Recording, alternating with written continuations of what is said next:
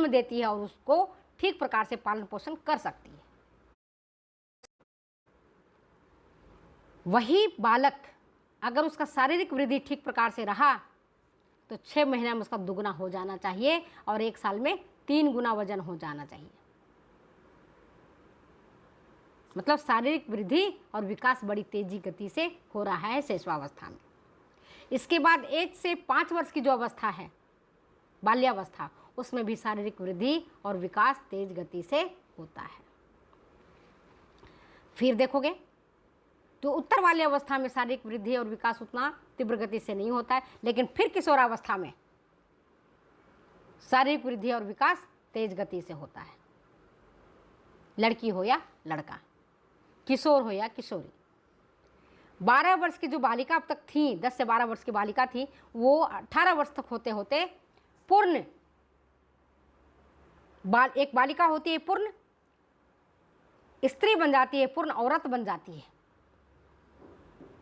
और अपने समान एक शिशु को जन्म देने के काबिल बन जाती है, जन्म देती है और उसको ठीक प्रकार से पालन पोषण कर सकती है।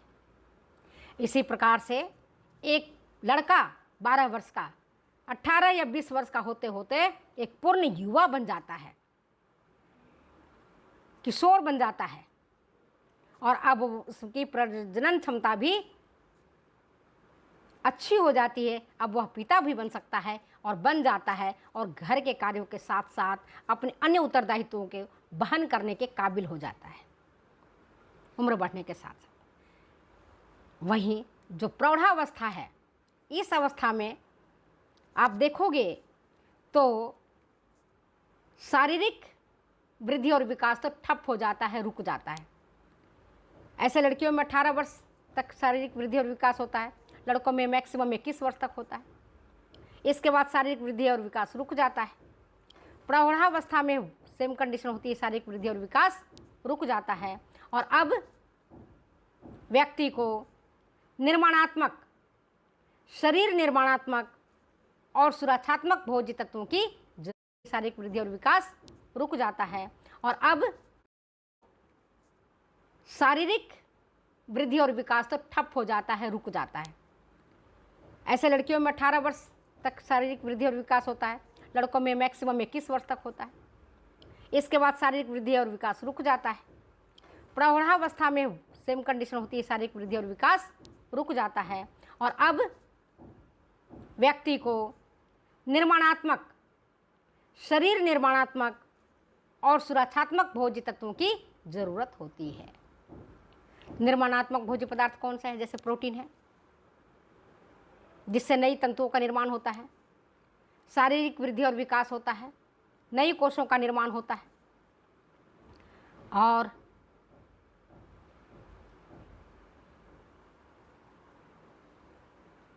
सुरक्षात्मक प्रोटीन है, विटामिन है, खनिज लवण है, इनकी मांग बढ़ जाती है। दोनों की मांग बढ़ जाती है, निर्माणात्मक की भी और सुरक्षात्मक की भी। हाई एनर्जी यील्डिंग फूड की ज़रूरत नहीं पड़ती अब उसको। प्रौढ़ावस्था में ज़्यादा अनाज की ज़रूरत नहीं पड़ती है, ज़्यादा चीनी खाने की ज़रूरत नहीं पड़ती है। जो ऊर्जा उत्पादक भोज्य पदार्थ हैं उनकी ज़्यादा आवश्यकता नहीं होती है। सेम कंडीशन होता है वृद्धावस्था में। ओल्ड एज में सेम चीज़ है, यहाँ भी शारीरिक वृद्धि और विकास ठप हो जाता है, उल्टा टूट फूट होने लगता है, झुर्रियाँ पड़ने लगती है गालों में, हाथों में, गले में लटकने लग जाते हैं। त्वचा अपने जो है ना हड्डियों को छोड़ने लग जाता है।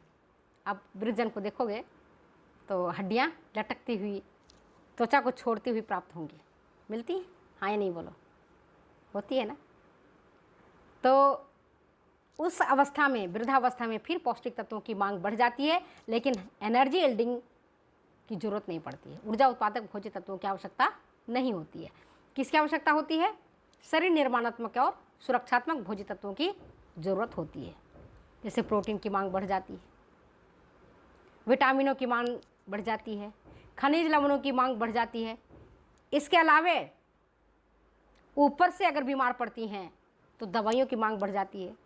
फल, फ्रूट, जूस, ये सब उनको ज़्यादा ज़रूरत पड़ता है, दूध की ज़्यादा ज़रूरत पड़ता है, पनीर की ज़्यादा ज़रूरत पड़ता है, क्योंकि उनके शरीर निर्माणात्मक भोज्य तत्वों की आवश्यकता बढ़ जाती है। टूट फूट ज़्यादा होता है, मरम्मत कम होता है। तो मरम्मत के लिए जरूरी है सुरक्षात्मक और शरीर निर्माणात्मक भोज्य पदार्थों का आहार में समावेश होना।